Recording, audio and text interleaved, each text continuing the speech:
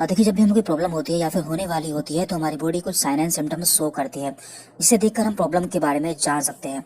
जैसे कि बुखार होने पर शरीर का तापमान बढ़ जाना या फिर शरीर में खून की कमी हो जाने पर हार्ट रेट बढ़ जाना।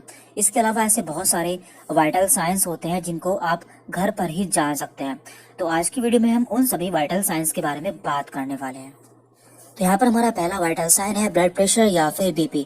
इसे एक यंत्र की सहायता से मापा जाता है जिसे कि हम स्पिग्नोमेनोमीटर कहते हैं, जो कि दो तरह का मिल जाता है। एक होता है मरकरी वाला और एक होता है डिजिटल। मरकरी से मापने के लिए एक्सपीरियंस की जरूरत होती है क्योंकि इसमें स्टेथोस्कोप की भी जरूरत होती है, जबकि डिजिटल से आप आसानी से घर पर ही किसी का भी ब्लड प्रेशर माप सकते हैं।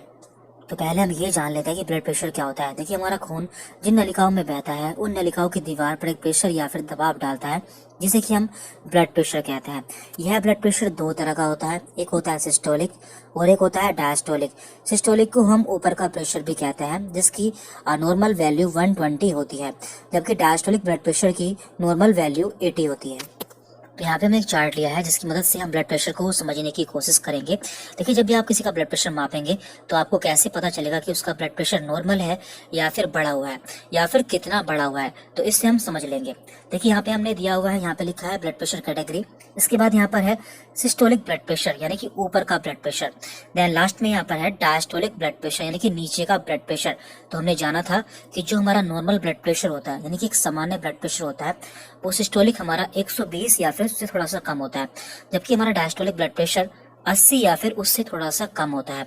तो ये हमारा नॉर्मल ब्लड प्रेशर होता है। पर यदि आपको ब्लड प्रेशर 120 से 129 के बीच में देखने को मिलता है, जबकि डायस्टोलिक ब्लड प्रेशर आपको 80 से कम ही देखने को मिलता है, तो इसे हम कहते हैं एलिवेटेड ब्लड प्रेशर, यानी कि उस व्यक्ति का ब्लड प्रेशर बढ़ चुका है या फिर उसे बीपी वाली प्रॉब्लम की शुरुआत हो चुकी है। तो ऐसे में आपको अपने लाइफस्टाइल को चेंजेस करने चाहिए, यानी कि यदि आपका वेट बढ़ा हुआ है तो आपको अपने वेट को कम करना चाहिए, या फिर आप ज्यादा बाहर का खाते हैं तो आपको उसे कम कर देना चाहिए। आपको जो सिस्टोलिक ब्लड प्रेशर है या फिर ऊपर का ब्लड प्रेशर है वो 130 से 139 के बीच में देखने को मिलता है। उसके साथ में आपको डायस्टोलिक ब्लड प्रेशर 80 से 89 के बीच में देखने को मिलता है, तो इसे हम कहते हैं हाइपरटेंशन, यानी कि ये हाइपरटेंशन की स्टेज 1 मानी जाती है। तो ऐसे में आपको अपने जीवन शैली में चेंजेस करने होते हैं, साथ में आपको यहाँ पर कुछ मेडिसिन भी लेनी पड़ सकती है। इसके बाद यहाँ पर है 140 या फिर उससे ज्यादा, यानी कि यदि आपको 140 या फिर उससे ऊपर ब्लड प्रेशर देखने को मिलता है या फिर आपको डायस्टोलिक ब्लड प्रेशर 90 से ऊपर देखने को मिलता है, तो इसे हम कहते हैं हाइपरटेंशन की सेकंड स्टेज, यानी कि यहाँ पर जो आपका ब्लड प्रेशर है वो बहुत ज्यादा बढ़ चुका होता है। तो ऐसे में आपको एक से ज्यादा मेडिसिन लेने की जरूरत पड़ सकती है। और लास्ट में है 180 से ऊपर, यानी कि यदि आपको सिस्टोलिक ब्लड प्रेशर 180 से ऊपर देखने को मिलता है या फिर डायस्टोलिक ब्लड प्रेशर 120 से ऊपर देखने को मिलता है, तो ये एक बहुत ही क्रिटिकल कंडीशन होती है जिसमें आपको तुरंत इमरजेंसी की जरूरत होती है और आपको ऐसे में तुरंत डॉक्टर से मिलना चाहिए। अब यहाँ पर हम दूसरे वाइटल साइन के बारे में बात कर लेते हैं, जो कि है बॉडी टेम्परेचर या फिर शरीर का तापमान। तो पहले हम जान लेते हैं कि बुखार क्या होता है। देखिए, जब भी हमारे बॉडी का टेम्परेचर बढ़ जाता है यानी कि सामान्य से ज्यादा हो जाता है तो हम उसे बुखार कहते हैं। तो आप सभी जानते होंगे कि नॉर्मली हमारी बॉडी का टेम्परेचर 98.6 होता है, यानी कि 98.6 फ़ारेनहाइट होता है जब हमें बुखार नहीं होता है। लेकिन जब ये इससे ज्यादा हो जाता है तो हम उसे बुखार कहते हैं और इस समय हमें हल्का बुखार होता है।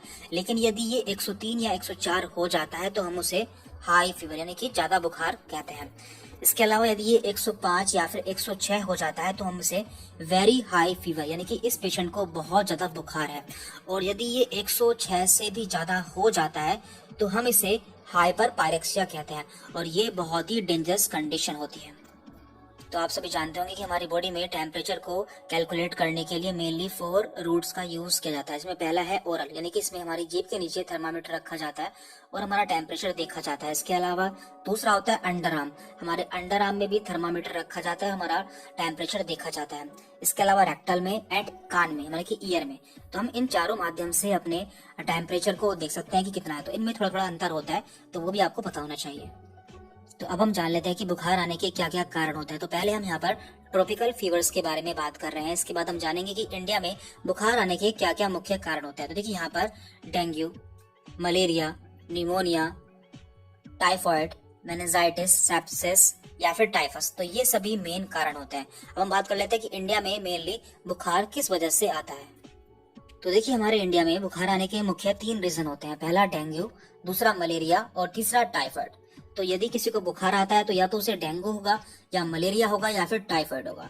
अब आप इसमें कोविड को भी ऐड कर सकते हैं, क्योंकि कोविड को भी इस साल से इसमें ऐड कर दिया गया है। लेकिन कोविड कोई जरूरी नहीं कि आपको कोविड हो, आपको कोविड के अलावा डेंगू, मलेरिया एंड टाइफाइड भी हो सकता है।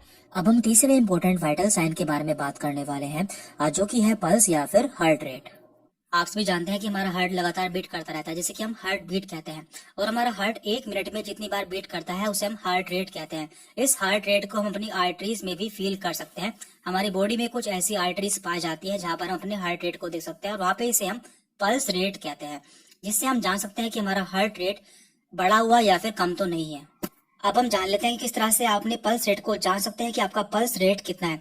इसके लिए कॉमनली हम रेडियल आर्टरी का यूज करते हैं, जो कि हमारे हाथ में पाई जाती है, हमारे अंगूठे वाले साइड में।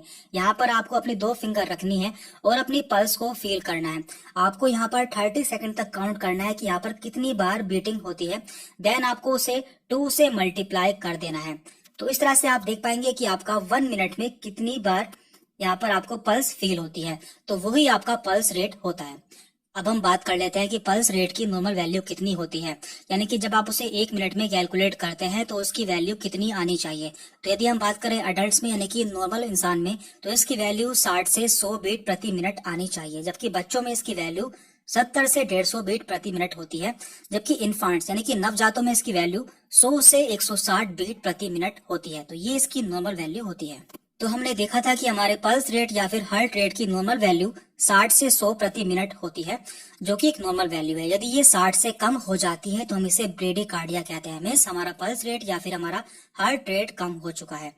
यदि ये 100 से ऊपर हो जाती है तो इसे हम टेकीकार्डिया कहते हैं। मींस हमारा हार्ट रेट या फिर हमारा पल्स रेट बढ़ चुका है।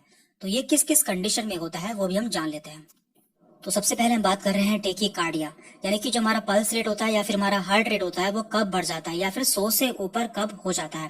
तो देखिए, कुछ ऐसी कंडीशन होती है जबकि हमें कोई बीमारी नहीं होती तब भी हमारा पल्स रेट बढ़ जाता है। तो ऐसी कंडीशन कौन कौन सी है? यदि हम एक्सरसाइज कर लेते हैं तो हमारा पल्स रेट हमें बढ़ा हुआ मिलता है। यदि किसी को दर्द होता है यानी कि पेन होता है तब भी उसका पल्स रेट उसे बढ़ा हुआ देखने को मिलता है। स्ट्रेस की कंडीशन में, बुखार होने पर हमारा पल्स रेट बढ़ जाता है। और स्ट्रॉन्ग इमोशन, यानी कि यदि किसी को बहुत गुस्सा आता है या फिर उसे बहुत दुख होता है तब भी हमारा पल्स रेट बढ़ जाता है। अब हम जान लेते हैं कि ऐसी कौन सी कार्डियक कंडीशन होती है जब हमारा पल्स रेट बढ़ा हुआ मिलता है। तो यदि किसी का हार्ट फेल हो जाता है तो उसका पल्स रेट बढ़ा हुआ देखने को मिलता है। कुछ ऐसी मेडिसिन है जिन्हें लेने से हमारा पल्स रेट बढ़ जाता है, वो है एपिनेफ्रिन एंड एट्रोपिन। इसके अलावा कुछ ऐसे सब्सटेंस होते हैं जिन्हें लेने से हमारा पल्स रेट बढ़ जाता है, जैसे कि कैफीन यानी कि कॉफी, निकोटीन एंड कोकीन। तो इन्हें लेने से हमारा पल्स रेट हमें बढ़ा हुआ दिखाई देता है। और कुछ ऐसी बीमारियां होती है जिसमें हमारा पल्स रेट बढ़ जाता है, जैसे कि एनीमिया यानी कि खून की कमी हो जाना। जब हमारी बॉडी में खून की कमी हो जाती है तो हमारा पल्स रेट बढ़ा हुआ मिलता है। इसके अलावा respiratory distress, pulmonary embolism, sepsis. Sepsis का मतलब होता है हमारे ब्लड में इन्फेक्शन हो जाना। And hyperthyroidism. हाइपरथायरॉयडिज्म में भी हमारा पल्स रेट बढ़ा हुआ देखने को मिलता है। तो ये सभी कंडीशन है जब हमारा पल्स रेट हमें बढ़ा हुआ देखने को मिलता है। अब हम बात करते हैं ब्रेडिकार्डिया, मींस पल्स रेट या फिर हार्ट रेट का कम हो जाना। तो यदि किसी का पल्स रेट 60 से कम हो जाता है तो हम उसे ब्रेडिकार्डिया कहते हैं, जो कि इन कंडीशन में देखने को मिलता है। तो यहाँ पर पहले कंडीशन है हाइपोथायरॉयडिज्म। इसके अलावा ड्यूरिंग वोमिटिंग, जब किसी को उल्टियां होती हैं तो उसका पल्स रेट कम हो जाता है। और वैसोवेगल सिनकोप के समय भी हमारा पल्स रेट कम हो जाता है।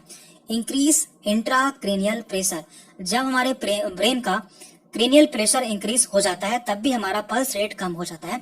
हाइपोक्सिया, हाइपोथर्मिया, जब हमारे बॉडी का टेम्परेचर कम हो जाता है तब भी हमारा पल्स रेट कम हो जाता है।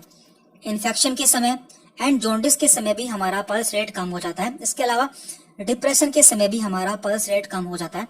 और कुछ ऐसी मेडिसिन होती है जिन्हें लेने से हमारा पल्स रेट कम हो जाता है। तो ये सभी कंडीशन है जब हमें ब्रेडिकार्डिया हो जाता है।